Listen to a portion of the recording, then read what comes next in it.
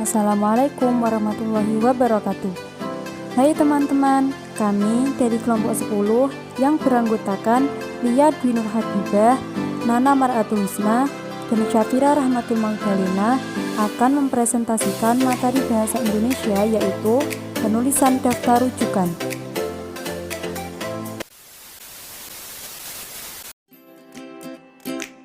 Pengertian rujukan. Rujukan adalah sesuatu yang digunakan pemberi informasi atau pembicara untuk menyokong atau memperkuat pernyataan dengan tegas. Rujukan mungkin menggunakan faktual ataupun non-faktual. Rujukan dapat berwujud dalam bentuk bukti, nilai-nilai, dan atau kredibilitas.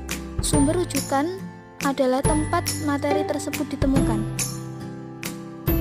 Tata cara penulisan rujukan. Cara menulis daftar rujukan harus dilakukan pada penulisan karya tulis ilmiah. Ada 3 bentuk penulisan rujukan, yaitu yang pertama body note atau catatan tubuh. Adalah penulisan rujukan yang langsung ditulis dalam teks kutipan. Yang kedua, endnote atau catatan akhir adalah penulisan rujukan dengan menuliskan pada bagian akhir karangan setelah kesimpulan dan sebelum daftar pustaka. Yang terakhir, footnote atau catatan kaki, yaitu penulisan rujukan dengan menuliskan pada bagian kaki halaman yang terdapat kutipannya.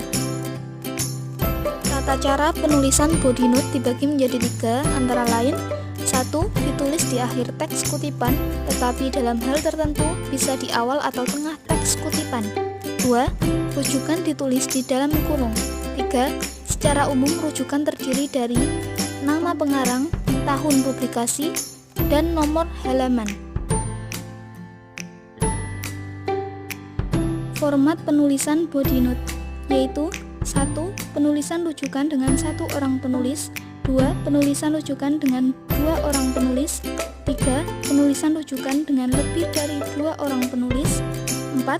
Sumber kutipan berasal dari 2 atau lebih karya penulis yang sama dan diterbitkan pada tahun yang sama, maka penulisan tahun diberi kode dengan huruf kecil. Untuk contohnya bisa dipahami sendiri. Format penulisan body note selanjutnya yaitu 5. Penulisan satu kutipan diambil dari banyak sumber dengan penulis yang berbeda-beda, maka dipisahkan dengan tanda titik koma. 6. Penulisan rujukan diambil dari koran atau majalah, maka penulisannya dengan format nama media ditulis miring waktu terbit. 7. Penulisan kutipan berasal dari sumber kedua. Untuk contohnya bisa dipahami sendiri. Tata cara penulisan endnote yaitu penulisan endnote sama dengan footnote, sehingga tata cara penulisan yang berlaku pada endnote sama dengan tata cara penulisan footnote. Perbedaan endnote dan footnote yaitu endnote diletakkan di bagian akhir suatu karya tulis ilmiah, sedangkan footnote diletakkan pada bagian kaki halaman yang terdapat kutipannya. Tata cara penulisan catatan kaki. Yang pertama, ditulis pada bagian kaki halaman yang terdapat kutipannya. Yang kedua, ditulis sejajar dengan margin.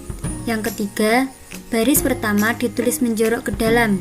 Yang keempat, jarak baris terakhir setiap catatan kaki adalah 3 cm dari tepi bawah halaman. Dan yang terakhir, nama pengarang ditulis tanpa gelar dan tidak dibalik. Selanjutnya, format penulisan catatan kaki. Apabila rujukan berupa buku, maka format penulisannya nama pengarang, judul buku yang ditulis miring, cetakan, edisi jika ada, nama penerbit, kota penerbit, halaman. Contoh, M. Yahya Harahap, pembahasan permasalahan dan penerapan KUHAP, penyidikan dan penuntutan, cetakan pertama, edisi kedua, Sinar Grafika, Jakarta, 2010, halaman 100. Selanjutnya, bisa teman-teman lihat format dan contoh penulisan catatan kaki dari berbagai sumber berikut.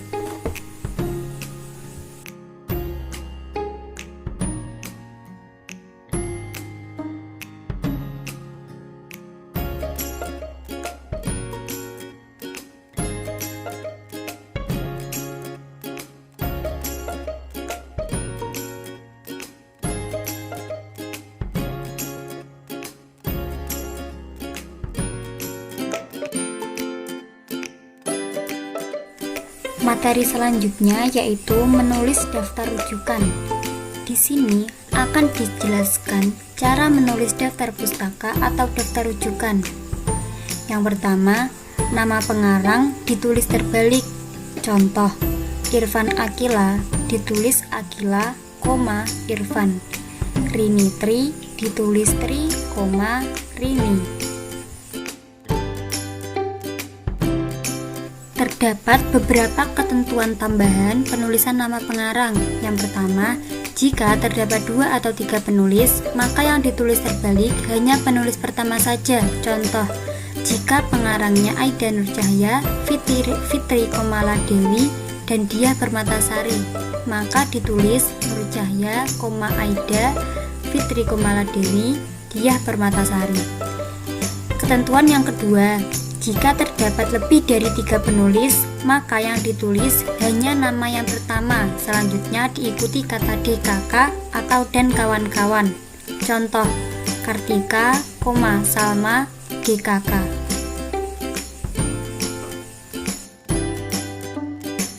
Cara penulisan daftar rujukan selanjutnya yaitu setelah penulisan nama diikuti oleh tahun penerbit, judul buku, kota terbit, dan nama penerbit atau biasa disingkat Natajukopen.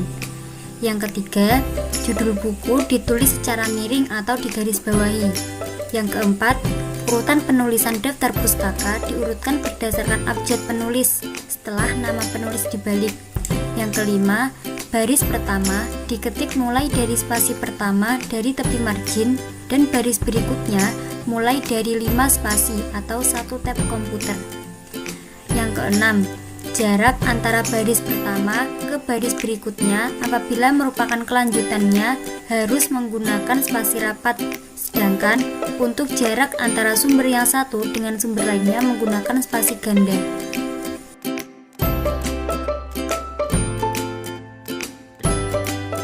Kita lanjut ke pembahasan selanjutnya, yaitu rujukan dengan menggunakan catatan kaki. Catatan kaki atau footnote berguna untuk menyatakan sumber suatu kutipan, pendapat, buah pikiran, atau beberapa fakta.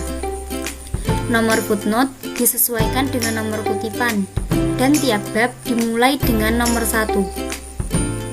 Terdapat beberapa istilah penting dalam footnote, antara lain yang pertama ibid, yaitu ketika kutipan diambil dari sumber yang sama tanpa diselingi oleh sumber lain.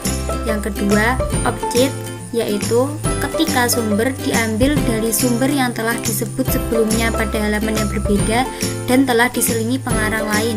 Yang ketiga, logit, yaitu ketika kutipan diambil dari sumber dan halaman yang sama yang telah diselingi oleh sumber lain. Mengenai tata cara dan format penulisan footnote yang lebih jelas telah dijelaskan dalam pembahasan sebelumnya. Materi selanjutnya kita akan membahas tentang pengertian daftar pustaka dan cara menulis daftar pustaka. Menurut Kamus Besar Bahasa Indonesia, daftar pustaka adalah daftar yang mencantumkan judul buku, nama pengarang, penerbit, dan sebagainya yang ditempatkan pada bagian akhir suatu karangan atau buku dan disusun berdasarkan abjad.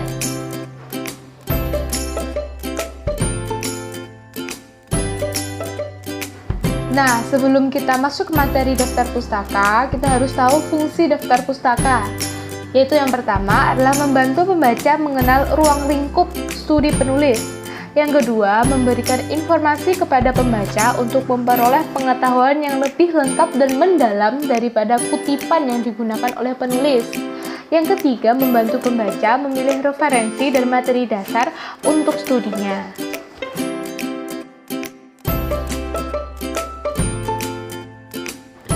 Melalui daftar pustaka yang disertakan pada akhir tulisan, para pembaca dapat melihat kembali pada sumber aslinya. Daftar pustaka disusun menurut urutan abjad. Nama belakang atau nama keluarga penulis harus ditulis terlebih dahulu tanpa menyertakan gelar. Daftar pustaka ditulis dalam spasi tunggal. Antara satu pustaka dan pustaka berikutnya diberi jarak 1,5 spasi. Baris pertama rata kiri dan baris berikutnya menjorok ke dalam. Untuk gambaran lebih jelasnya, teman-teman bisa cermati gambar yang ada di dalam handphone tersebut.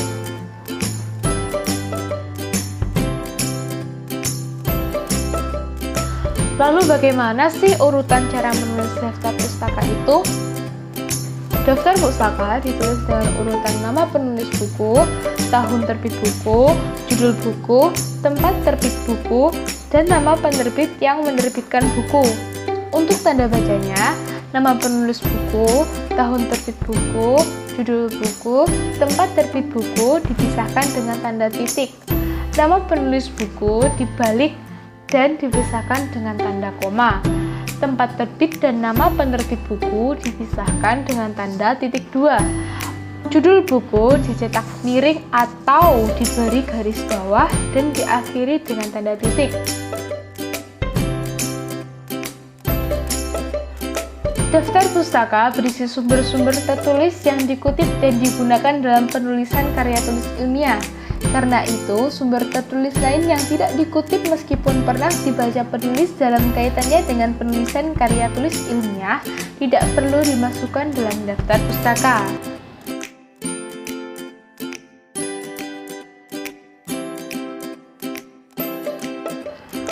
Format penulisan daftar pustaka sama dengan penulisan footnote dalam rujukan dengan beberapa pengecualian.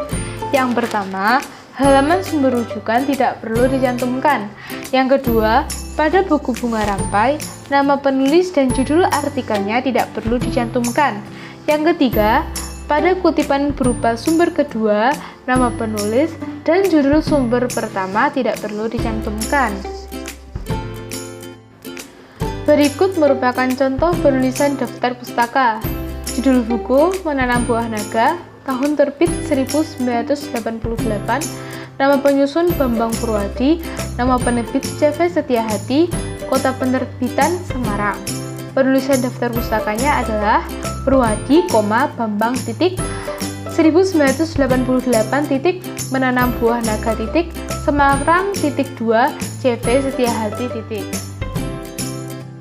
Sekian presentasi dari kelompok kami. Terima kasih dan wassalamualaikum warahmatullahi wabarakatuh.